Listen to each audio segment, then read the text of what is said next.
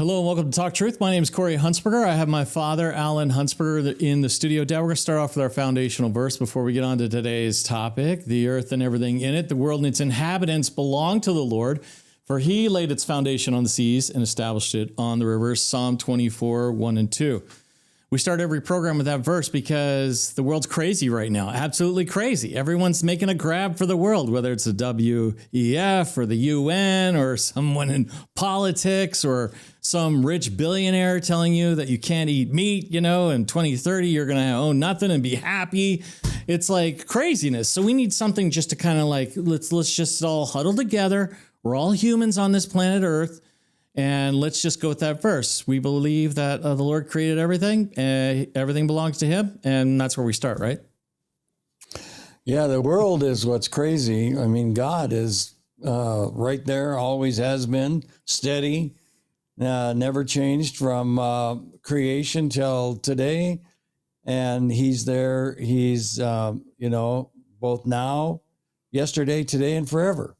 Yeah. And one of the things that people don't realize is that we aren't, formed by a lightning bolt hitting a mud puddle.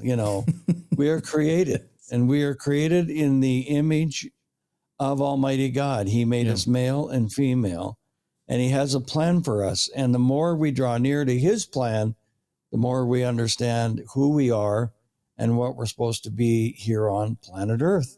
Yeah. And how we work together and partner with one another.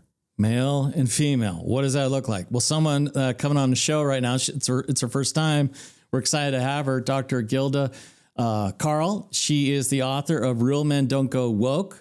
It's a roadmap for young men and a call to reclaim masculine identity and culture that's too often leaves them forgotten. Dr. Gilda brings decades of experience as a media relationship strategist, educator, and cultural commentator, and now serves as a spokesperson for the International Council for Men and Boys.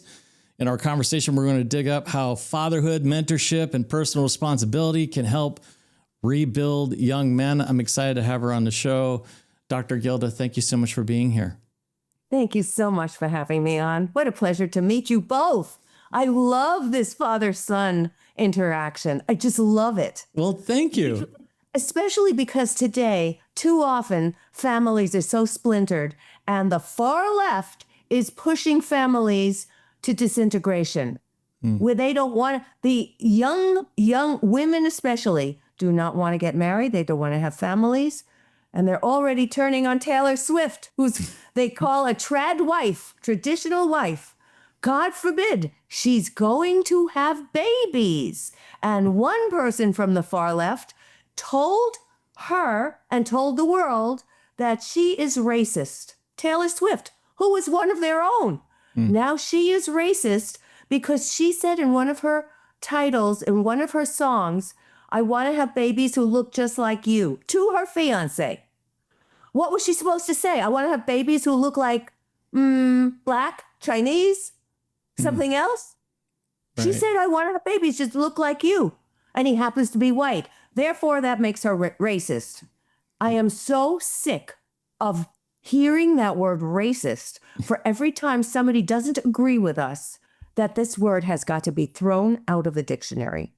Yeah, well, you've been in the game for a very, very long time. People, I'm sure there's some people that recognize you from television, mainstream television.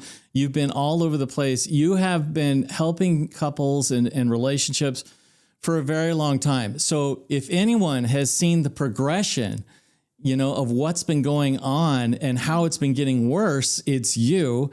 And you wrote a book called Real Men Don't Go Woke. Can you tell us a little bit about why you decided to write this book? What are you saying? Yeah. This is the book, and I created it. Mainstream media would not publish this book because it was anti-woke. And what I learned in the first couple of pages discloses what I have learned. Mainstream media will not publish anti-woke because the editors are all young women in their 30s, and they make the publishing decisions, and they are all woke. Now, this is really a difficult problem for those people who are coming to me through my website, drgilda.com, and asking for relationship strategy advice, because the women are pushing men away, and yet they want to be loved. Well, how can you have this discordance going on? And how is that going to work? It's not. So everybody that you talk to is unhappy. The older women are saying they can't find men. They can't find, what they mean is they can find men, but they have no spines. They will not speak up for themselves. Some women tell me that they're married to men who won't even voice their opinion about, do I want to go to this movie or not?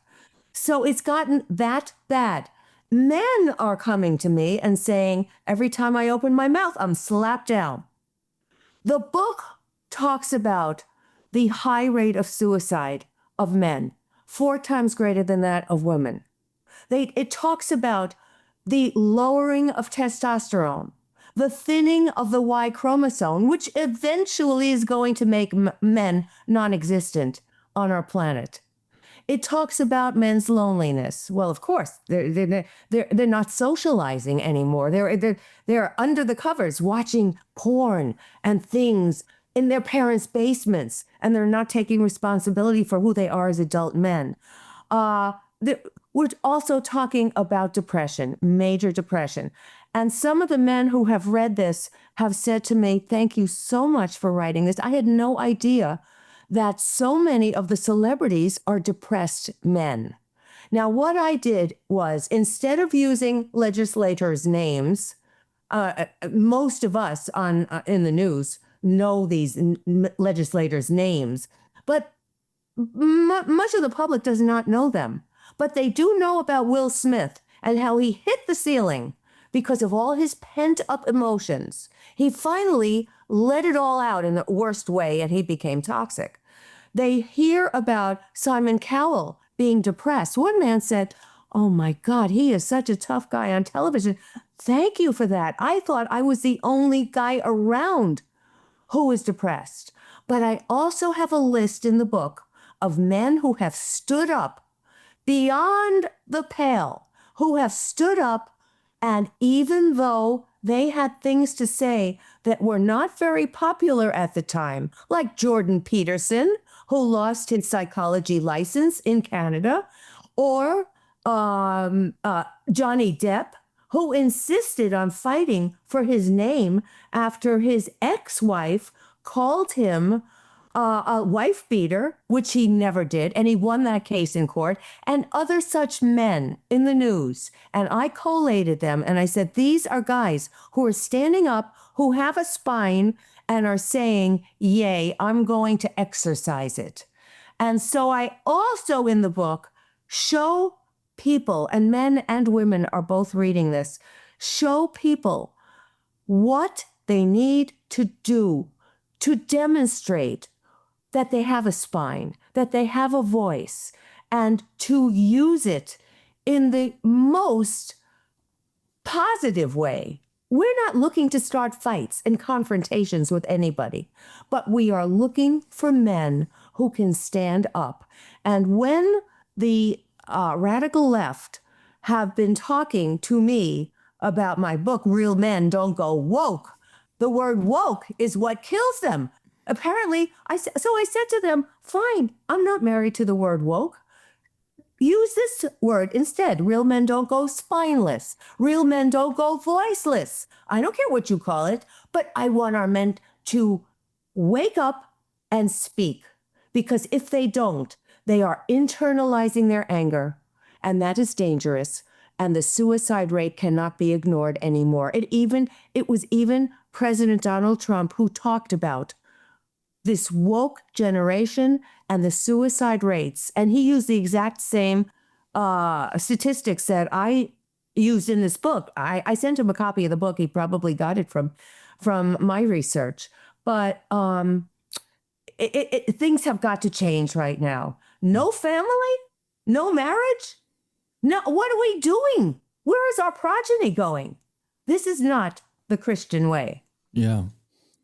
Well, I know it was a huge loss when we lost Charlie Kirk, because he was one of the main people out there, right now on college campuses telling young men to be men, you know what I mean? Get married, have babies, stand for truth, speak out. and we lost that voice. When did you see this starting to change? When did this woke agenda start to creep in and men started to back away from being masculine? Well, let me see. I have been writing, this is my 19th book. So I have been writing for women for the most part, because as a relationship strategist, women are the ones who consume this information. And women are the ones who can hear what is going on. Women were still coming to me and saying, well, I gave him everything and he still dumped me. I said, that is the problem. Nobody ever said you give away your soul. You must stand upright first. And then something happened. I got divorced. I became single. And I was doing like man on the street, learning about men out there and seeing how they have lost their manhood. Older men in their 60s, in their 70s, would take on the whole woke idea and not talk, not tell me how they felt. I said, we have a problem here. And that's when I started doing this research. And the research took me over a year. And I didn't go out of the house. I was fascinated by everything that I had seen. The feminism that has existed, the feministic ways of men have taken over. Bobby Kennedy is even in here. And I purposely wrote this book before the presidential announcement of who won the presidency, because I didn't want to have that coloring all the information that I had. But Bobby Kennedy was talking about the water that has something called atrazine in it. What that does to frogs is that it feminizes frogs.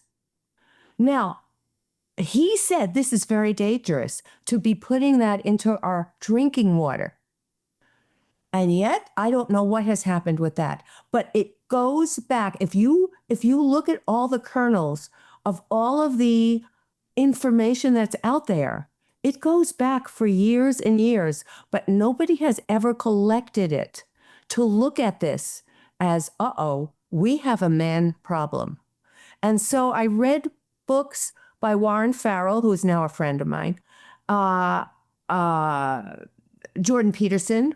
I mean, he's listed, and Warren Farrell too, as men who stood up for what they believed, despite all the negativity that they got from the people around them. So this has been going on for quite a while, Corey, but nobody has ever solidified it into a way that we can look at this as a big problem.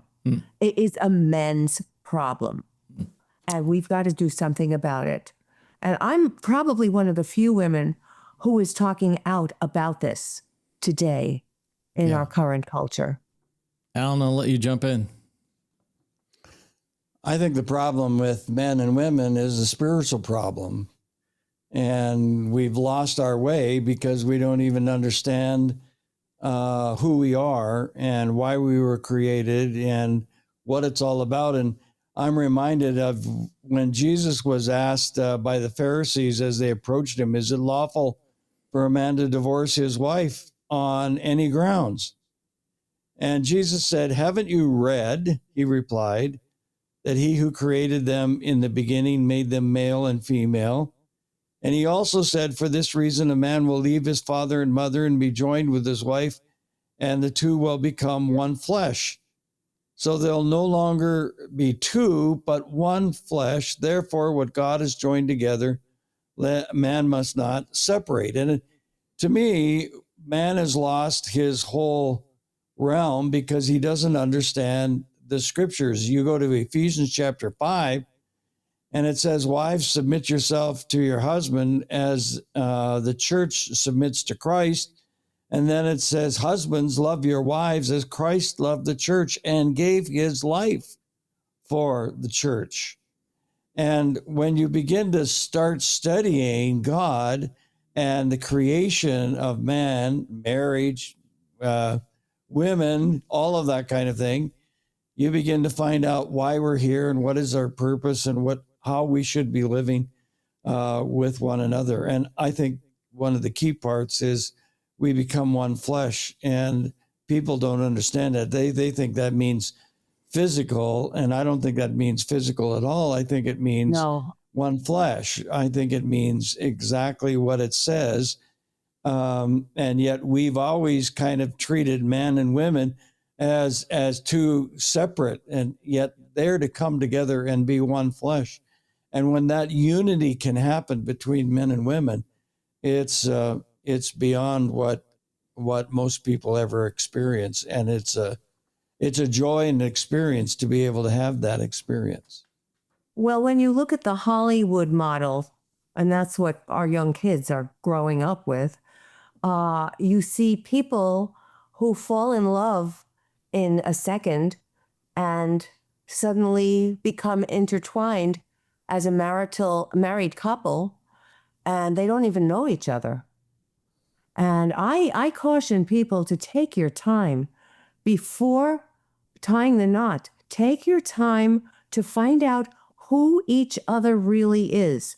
I'm not talking physically. I'm talking emotionally. I'm talking from the soul. Find out what makes your partner tick, because that will determine your longevity in that relationship. And I'm sure I was too immature myself. When I got married, I didn't open my eyes to who I was marrying. The thought of being married versus the thought of living through a marriage are two entirely different things.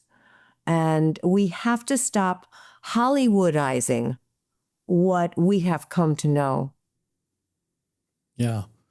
Where does fatherhood play into all this? Because I know there's a lot of younger men growing up. They grew up without fathers, or they had terrible fathers or whatever. How does that play into kind of what's happening with them now? It's throughout our literature, and Warren Farrell has done a fabulous job in pinpointing this, and Kevin Sorbo has talked about it at length. The fact that there are so many children growing up without fathers, and women who think that that's okay, is very disturbing. You need a combination of the male and the female. You need a combination of the estrogen and the testosterone. You need that balance. We all do. And I find it very interesting that Mom Donnie in New York, from which I came, that city, has now had he's just hired an all-female cast for his supporters. All female group of people who will be advising him. And I think that that is very short-sighted without having testosterone injected into decision-making. For years, before I ended up on national television, for years, I was in corporate America on Wall Street doing all kinds of media training for Wall Street executives, from CEOs to their whole staffs.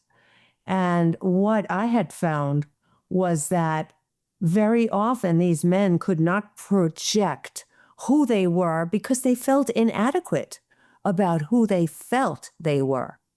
And so I had to take a step back, and instead of saying, well, when you are presenting this issue or that issue, let's talk about the audience and what really turns that audience on. One man said to me he had great educational credentials. He said, well, won't they be offended or afraid or afraid of letting me take over the stage? I said, therein lies your power. You own that stage when you get on it. And that was very hard for him to accept. He was a CEO of a major corporation. It was very hard for him to accept. He could create rules and he could create boundaries, but it was hard for him to personally accept that he was deserving of a role of empowerment. So this goes back for so many years, and I have been doing my best in getting men to understand. Let us peel the onion. Let us peel that thing and find out who you are in your heart of hearts, because that will be what shows to the public. Yeah, I agree. Right, Dad? People got to find out who they are. Yeah. And that's the issue. You know, I mean, if you don't know who you are, and particularly why you're here, that you're created in the image of God, you don't understand that, because You don't. in Ephesians it says, husbands, love your wives just as Christ loved the church and gave himself for her to make her holy, cleansing her with the washing of the water by the word. And of course, what it basically said is, first of all, Christ, he came down here to earth. He became a servant. And even though he is the head of the church, he came to serve the church.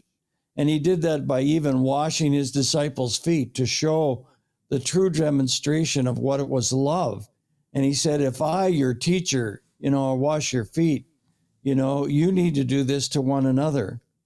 So, I mean, there's just so much that people don't understand when they don't understand their creator and why they were created in the first place, and what is their mission that they should be doing together as husband and wife here on the planet Earth. Well, I take it apart for the secular community by saying, if you are not walking around with a capital I, what are you? If you're walking around with a lowercase I, who do you think you're going to attract? We attract not who we want, but who we are. That's one of my Gildagrams. So we attract who we are. You're walking around feeling as though you just can't make it. You're worthless. You're not doing enough. Whatever you're doing, it's not enough. And who do you think you're going to connect with? Somebody just like yourself. So if a lowercase I connects with a lowercase I, of course they're going to have problems. And they're going to land in Dr. Gilda's office. And they're going to be discussing, well, no. Before you say I can't, I want to know what that I looks like. Is it a capital I or a lowercase I?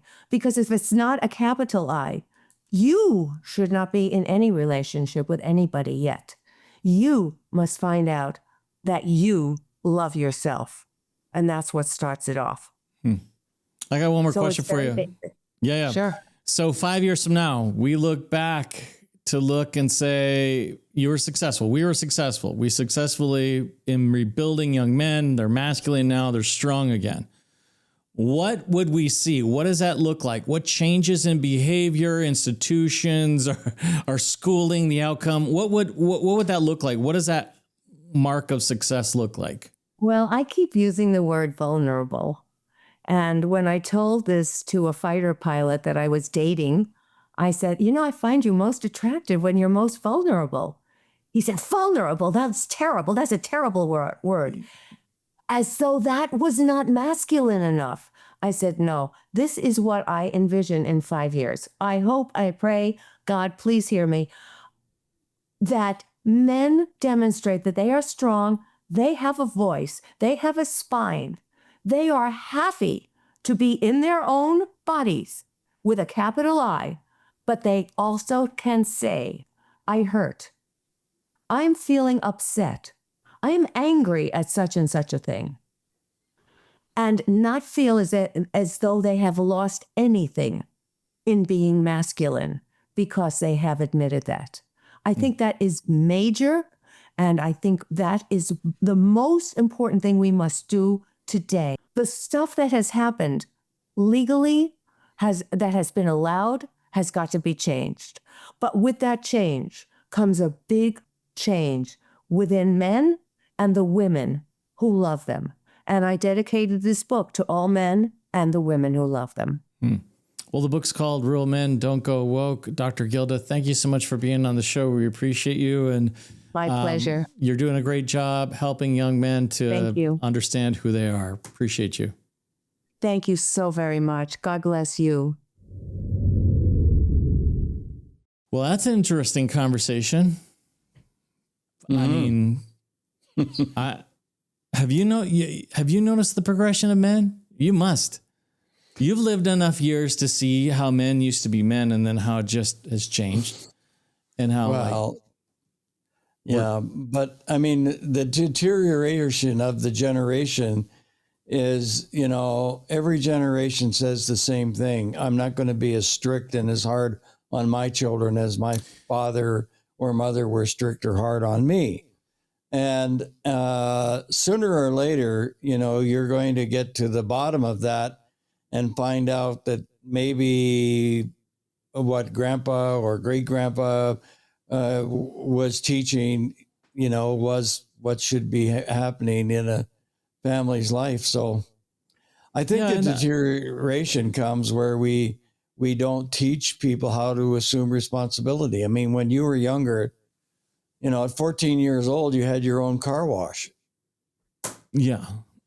Yes. And it's not just that though. Like, let's use pastors as an example. Don't you remember the old school pastors were going hard? I mean, they were going hard, like preaching the gospel, telling the truth, you know what I mean? Righteousness, righteous living. And now it feels like we have a lot of churches out there that are self-help, Tony Robbins, you know what I mean? Type of teaching. Yeah. We've lost and I won't say fire and brimstone, but the intensity. We've lost the respect. We've lost the fear of the Lord. Like pastors are like, I can't talk about this subject in my church. Where some old time preachers would be like, if I don't talk about this in my church, I fear what that would mean, by being disobedient and not following the Lord. You know what I mean? Like there was a fear of the Lord where now a lot of pastors have fear of the people, right? True. Like that kind of deterioration. Mm-hmm. It's in all aspects. It's been fascinating. Anyway, let's give away a free booklet. It's called Living in Truth. It's yours absolutely free. It's a devotional study on 1 Peter chapter 1, verses 1 and 2. It's yours. You can call or go to our website, gotalktruth.com/resources and request your book there. Fill out the form. We'll send it to you for free in the mail. Don't forget to do the reflection questions. They're amazing. If you'd like to help support this mission of keeping conversation on the air and this truth, we need your support. We're viewer supported. You can go to our website, gotalktruth.com. Click on donate. If you'd like to do it through the mail, you can.